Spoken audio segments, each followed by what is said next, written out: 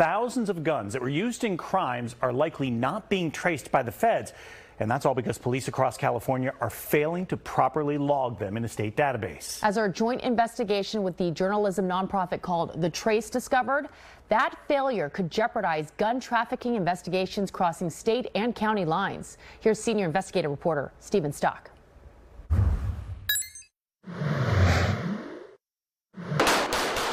Each year, law enforcement agencies across California recover thousands of guns, most of them linked to potential crimes. In 2019, the ATF traced more than 40,000 suspected California crime guns. Each of those so-called crime guns are supposed to be entered into California's automated firearms system, and from there, automatically routed to the Bureau of Alcohol, Tobacco, Firearms, and Explosives to be traced through the federal E-Trace program. But if police don't flag those entries specifically as crime guns, they're not automatically traced by the feds. Tracing reveals who first legally bought the gun and the store that sold it, information that can lead investigators to shooting suspects or trafficking rings. It's a very important investigative tool in gun crime cases. Jill Snyder is a former special agent in charge of the ATF's San Francisco field office. She says E-Trace helps ATF expose people skirting the state's tough gun laws, like a 2016 case out of Oakland, when a ring of Nevada smugglers brought in more than 60 firearms on Greyhound buses.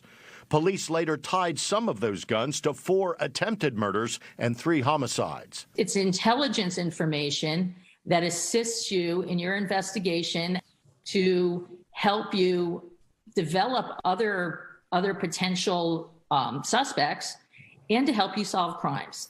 The process is considered so valuable that California legislators passed a law back in 2001 requiring police to enter every potential crime gun they recover into the state's automated firearms system. From there, the law mandates that the State Department of Justice forward those crime gun entries to the ATF for federal tracing. We're going after maybe convicted felons that are in possession of firearms. Sergeant Chris Mears works a lot of gun crimes with the Alameda County Sheriff's Office Gang Suppression Unit. Mears says many guns used in crimes are stolen or bought on the black market, so tracing a gun in that case does not always point back to the shooter.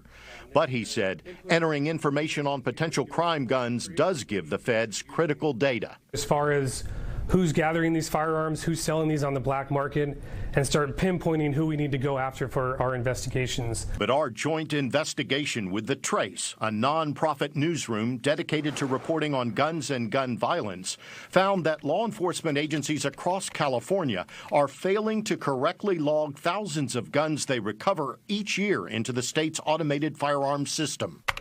The data show more than 150 California law enforcement agencies classified less than half of their recovered guns as crime guns between 2010 and 2020, meaning thousands of firearms were not automatically routed through E-Trace. Here in the Bay Area last year, 9 separate agencies did not flag a single firearm entry as a crime gun. I don't know why they wouldn't use it. It should be 100% crime guns should be E-Trace. What are the potential consequences when some agencies don't participate? It's a disservice to the community that they serve because they should be utilizing all investigative efforts and avenues that they could possibly use to solve their crime.